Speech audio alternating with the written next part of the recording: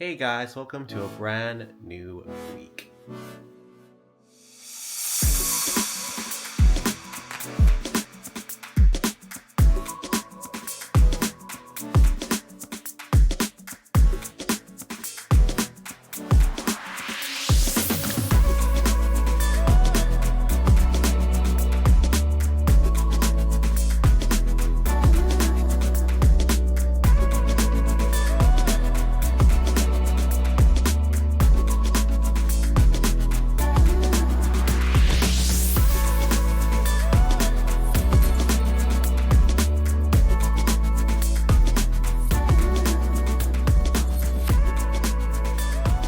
So it's been a full day of me using, I'm looking down here, so I'm force of habit.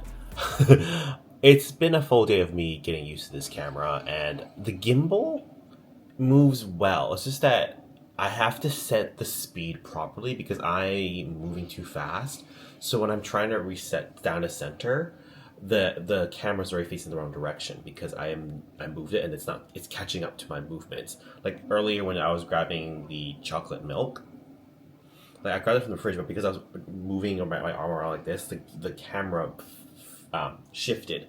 So as I would grab it and I was going to center the shot onto what I grabbed for the drink, the camera was facing up a little bit. So it's a little bit of a learning curve. I'm not used to the gimbal reacting slow because when I'm using my vlogging camera, for example, I can manually move the camera itself, right? I don't have much control, kind of, because as I'm moving, I have a force of habit moving because I used to vlog like that, so that's why.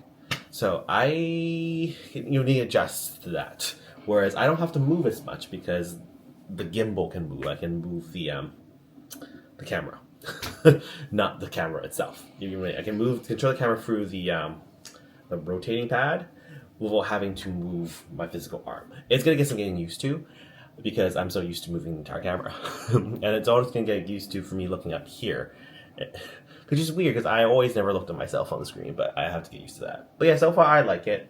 I'm not sure what the quality is like right now, not until I actually put it onto a computer and see what happens and what it looks like. So we'll see. I have it set to 4K right now at 30 frames per second. And I have it at some default settings, but I also adjusted some settings. So we'll have to see what happens.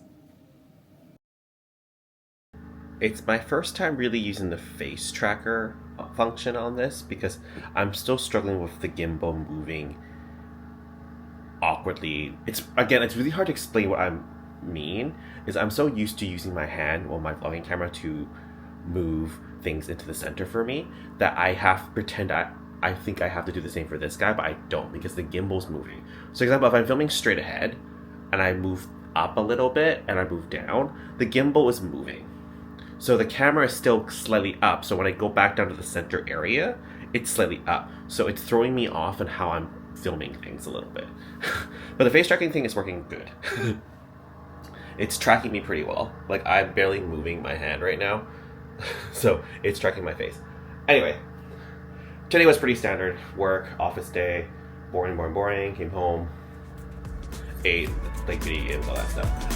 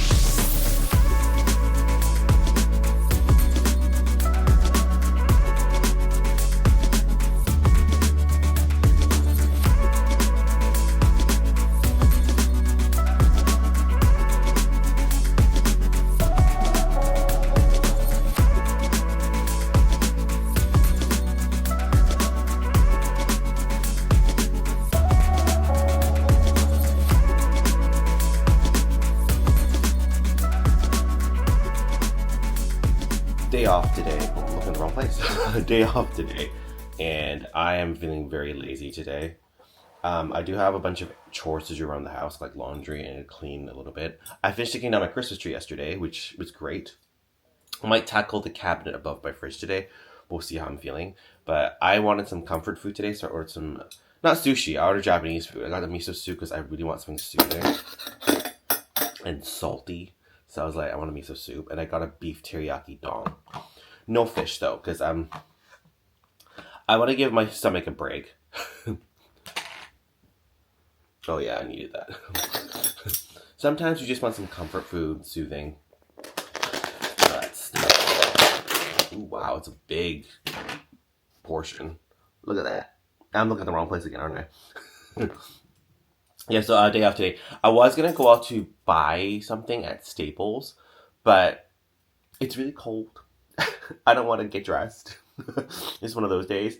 It also helps that tomorrow I get off work early, that I'll just go to Staples tomorrow. I went grocery shopping yesterday, so I don't really have to leave the apartment today, so I'm not going to leave. So I'm going to eat this, and then do some laundry, and then just chill. I just want one of those days. I'm just so done.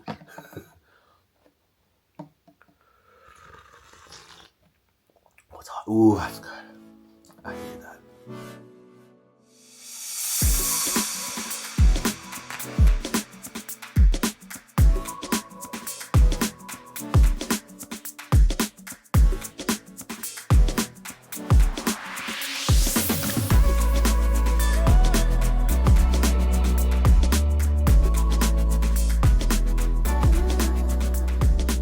I did stop by Staples after work today to grab a few things for myself and a few things for the store.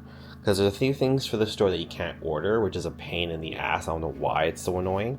So, believe it or not, I had to pick up rubber bands to the store. Staples. And then, this stuff is for me. I got some Sharpie pens. This pack was actually $1.75. I was quite surprised on the sale. I was like, okay, I'll grab it. I didn't really need it, but $1.75. I got some flash index cards, and I got a fancy notebook and a normal scrap notebook.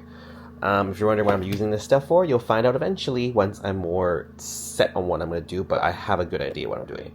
Basically, I just need a book to write stuff in and to practice something in, and then this is for when I got a good grasp on how to write something, and I'm going to write it because it's fancy.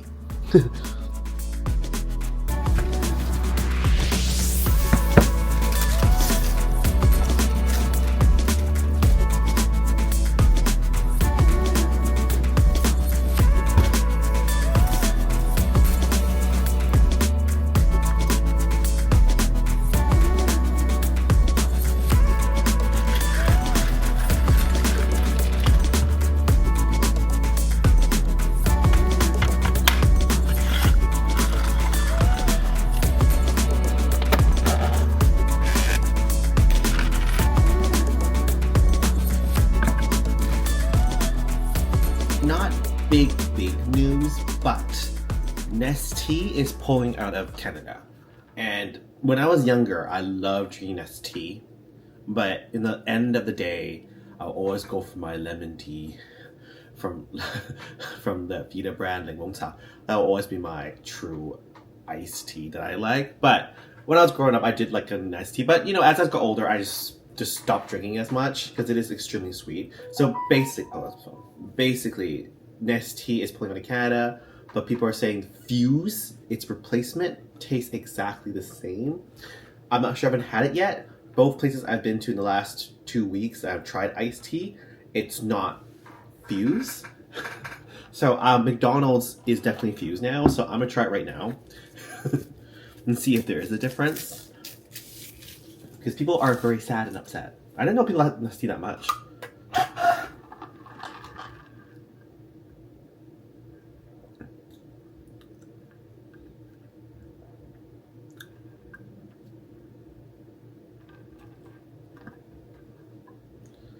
Straw, paper straw.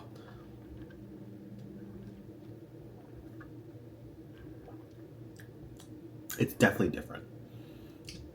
It's not as sweet.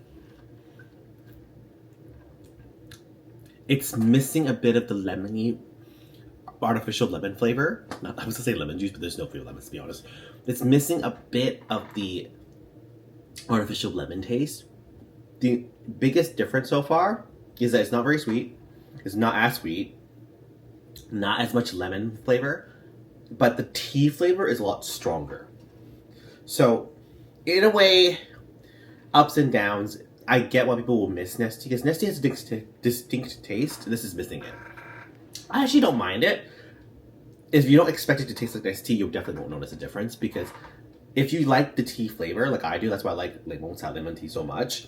I like the tea flavor more than anything, so that's why I don't mind this. But if you hand this over to me and go, hey James, here's a cup of Nestea, I'll probably be disappointed. You come over and just tell me, hey James, here's a cup of iced tea, it'll be different. Don't tell me it's Nestea and no one will be that sad. Overall, not bad. I can tell you right now, nothing exciting happened today. Basically, I went to work, and over the last 3 days, I've just been very tired. It's not physically tired, I'm just mentally tired. A lot's been happening with not just personal life, but there's a lot going on at work, and then when I'm not at work, I'm dealing with my personal life stuff.